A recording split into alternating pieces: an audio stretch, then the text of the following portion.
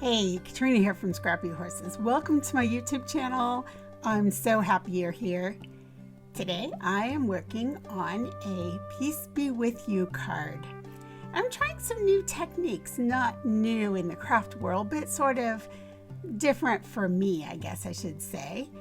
As always, I start out in Cricut Design Space, so let me show you what I've done. Here's a picture of the actual card, and I've done a background in stamping that I'm going to show you later on at the craft table. And I've done this little kind of color ray effect.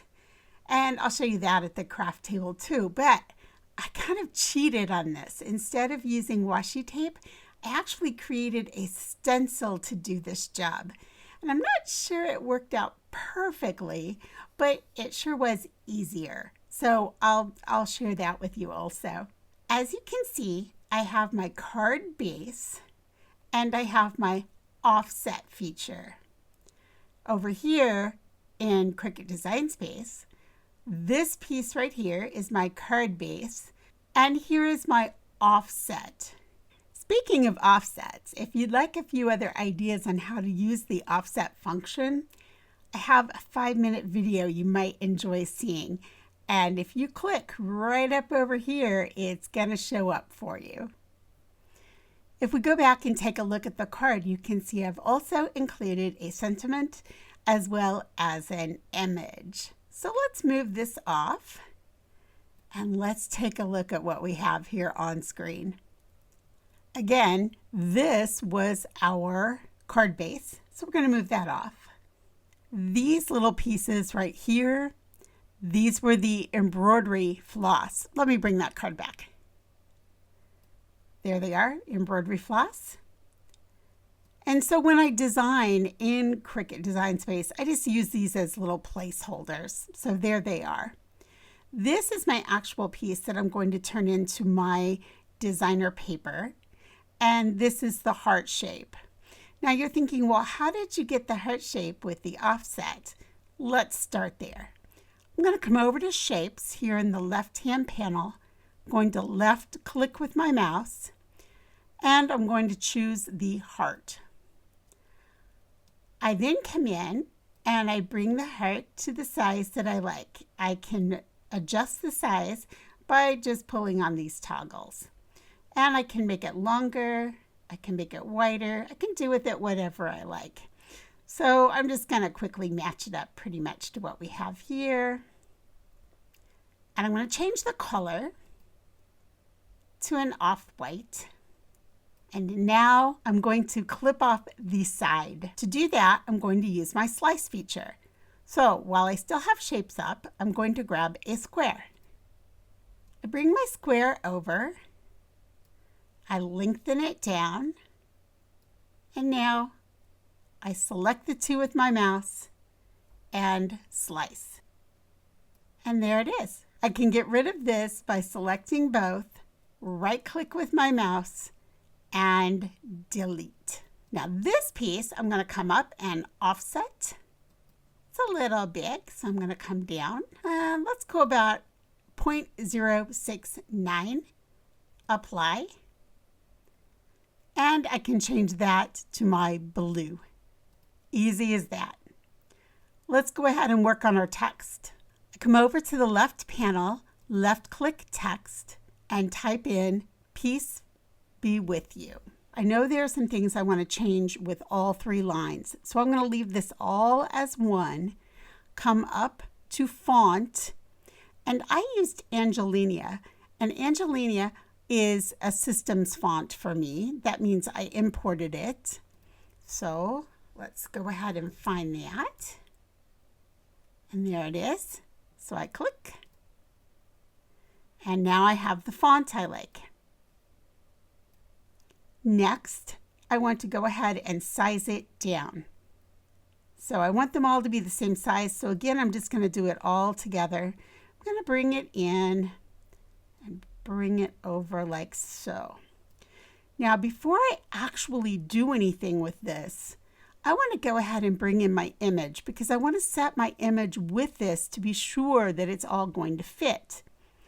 The image I used, I actually went over to Images, left click, and I typed in weeds, okay? Because I didn't want a flower. I just wanted something very weed-like, just something out in nature. And I scrolled through. I didn't want anything too intricate. I wanted something a little more hefty so I wouldn't have to put anything around it. Here it is. So I left click and that brings it right in. Again, this is from OkadeeSVG and it is in the Cricut Access. So I'm going to bring this down to the size that I like. I'm just going to duplicate this so I can bring it down and see my size a little better here. So I'm going to take this heart and I'm going to bring it down just a little bit here. Bring this back over here. Now I'm going to bring this in and now I can pretty much see how big I want this. Let's bring our piece here back. There we go. Now we're beginning to get an idea of how this is going to fit. So now we can come in and change our font a little bit. I'd like to go ahead and change the line spacing. That's right up here on the top. I'm going to click the down arrow and that will make the spaces between the lines less. You cannot hold down, you have to continually click. Next, I want to come in and separate these. So I can come up here to Advanced, Ungroup to Lines, and now I can move these just a line at a time. So let's move this in about right here, and let's move this in right over here, and let's put that back. Let's grab our little weed here. Now we can bring this back and just take a look at it, how it's all going to fit, and there it is. So now I'm going to go ahead and pull these back away. I only want these two pieces pulled away right now. If you have trouble grabbing just that, you can come over to here and select them on your right side. So I'm going to hit my Shift key and now I've selected those two. You can see they're selected right here and I can pull just those two away. Now I want this piece pulled away and I want my blue offset piece pulled away. Now I have just this heart and my font. I'm going to select those and I am going to flatten.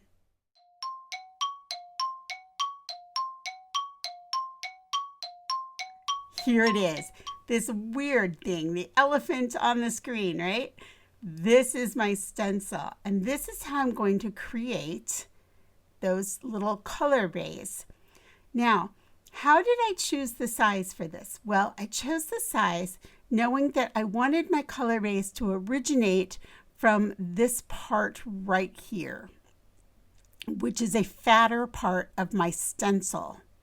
I could have originated them from up here, but I thought that might look a little funny. So I wanted it to originate from the larger part of my stencil and work its way out from there. So I knew that my stencil had to be big enough, long enough from here to reach out to the edge and also reach down to this point right here. So that's how I determined my size. Okay, you can see how that would work then. So let's make this stencil. Let's come over to Shapes. I'm going to pull in a diamond and a triangle. I'm going to take my diamond, I'm going to kind of stretch it out here a little bit, pull it this way a little bit.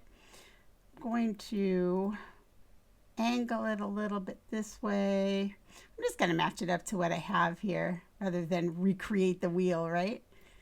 All right, so I'm going to bring it down, stretch it out. Let's pull it down here. Now I'm going to bring in my triangle. I'm going to change the color so it's easier to see. I'm going to turn it 90 degrees. Now I am going to come in and I'm going to stretch this just right in like so. Now, if you come out here, you can see you can make this, you know, thinner and thicker, right, by how far in you go. You can also change this by changing the width of this. That's going to change how wide this is. So it sort of depends on what you're looking for. I'm going to go about right here on this one. I'm going to go in about this far. So I'm going to select both, come over here to the right side here where it says slice, and left click slice.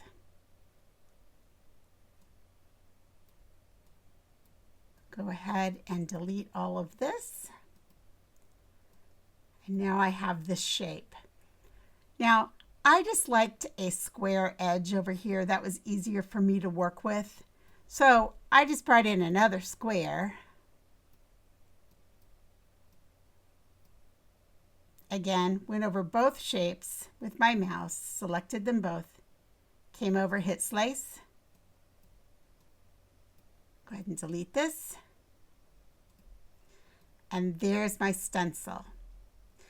At this point, we're going to cut our pieces. So we're going to come over and hit Make. We're going to click that. And let's go down to this piece. I want to cut this out of acetate. So the first thing I need to do is I need to change it to an 8.5 by 11 inch mat. Then I'm going to come over, left click continue. I'll wait until my maker shows up. Now it gives me choices to set my base material. Acetate is not up as one of my bookmarked. So I will go to Browse All Materials. I'll just type in acetate. Click the search, and there it is. I left click, click Done. And now my base material is set to acetate. I'll go ahead and cut this. On my machine, I only needed to run it through one time on this acetate. The acetate I used, I'm going to talk about that some more later, but the acetate I used is pretty thin, thinner than I like. But again, we'll talk about that more later. So then I'll cut that and we'll be ready to roll. All right, I'll see you over at the craft table once I have cut my pieces. So here we are at the craft table. And as you can see, I've taken my paper. It's just a plain piece of a little bit of off-white, slightly off-white paper. And I've lined it up on that diagonal line that you saw that red arrow pointing to. And now I'm just going to come in and lay down this stamp. It's an old stamp from Close to My Heart. And I'm going to line it up the best I can on one of these lines. Now, as you might imagine, since I am doing this, and I'm recording it at the same time, my camera is right over. So to keep my head out, I can't be right over. So you will notice that I get crooked after a while. Not a big deal. It's background paper, so I'm not real concerned about it. So what I'm doing here is I'm actually using two different colors. I'm using, I believe it's Dutch blue, and I'm using thistle. And I'm going blue, thistle, blue, stamp. Blue, thistle, blue, stamp. And the reason I'm doing that is because I want to match the color. So there you saw me do it. I ran through both colors. And that one turned out a little bit too thistle because I didn't do the last blue. Again, I'm not concerned about it. It's background paper. So that's how it ended up. And you can see the two colors I used there, Dutch blue and thistle. And there's the stamp. Now, I missed out on this. My video didn't pick it up, but I went through and I went over it with a little bit of champagne and cashmere ink along with some yellow. Then I put a little bit of music stamp on it and some wood stamp. The music just adds texture. That's all it's going to do. You can sort of see it as you look at it here. But it really, once you get the card all put together, you don't see the music at all. It just looks like little places. I told you we were going to talk about the acetate. I like Duralar. It's a 0.005 Duralar. The other one is a 0.003. I like the Duralar much better, but I have a lot of the 0.003, so I used that one, and it worked out fine for this. I will tell you, it tears easily. So what I'm going to do here is I've punched a hole exactly where I want my little color rays to start. Now I'm going in, and I'm just using a little bit of that cashmere ink, as well as some chocolate. And I'll be bringing in some honey color and a little bit of that Dutch blue, or maybe sky blue. I think I brought sky blue in, actually. I went a little lighter this time. And what I'm going to do is just go all the way around. Now, since that can get a little boring to watch, I cut quite a bit of that, and I'm doing it very quickly. You can see I just slide it right around. Makes it pretty easy. Now, I'm going to come back with that thistle and go over the blues because it just turned out a little bit too green for me, blue-green. And again, I'm trying to match that cardstock that I'm using. So I'm just taking a little bit of the thistle. Now, the thistle did go over, like it went over the yellow, it went over some of my cashmere. I'm not going to worry about that too much. It didn't bother me. Now, when I cut this, I noticed I had some white marks on this little digi, so I wanted to cover those up, so I went over it with a Copic marker. I took my card blank, I have folded it in half. Now I'm coming in on the card front, and I'm adding the embroidery floss. I'm going over that with a little bit of tape. And now I'm going to make some channels for that embroidery floss. I don't like it to add twine or embroidery floss and have it bump up on the card, you know, through. So what I like to do is just build a channel for it to fit so that it doesn't bump through the cardstock or paper. And that's what I'm doing here. So this little heart will sit up and over it and lay very flat. Then I'm going to do the same thing on the back. So I've just built a little channel. Now I'm adding some ATG, and I'll go over that with fabric tack. I use fabric tack over ATG. That way, if I don't get it exactly straight, I've got a little wiggle room. And I definitely will want that with the heart because I will slide that just slightly when I go ahead and adhere that. So I'll go over that again with ATG, a little fabric tack. And now let's place it on the card, and you'll see me just slide it just the slightest bit. Now, I'm going to bring my little piece in, and I'm going to use Barely Arts glue. And I'm using that one because the fabric tack would have gone on and made sort of a clumpy mess. So I'm using the smaller tip applicator. That finishes up my card. Now I want to show you another card I did. This one is a horse theme. Again, I made my own paper with some stamps. And then I used that same color ray stencil that I used before. And here is the card we did in the video.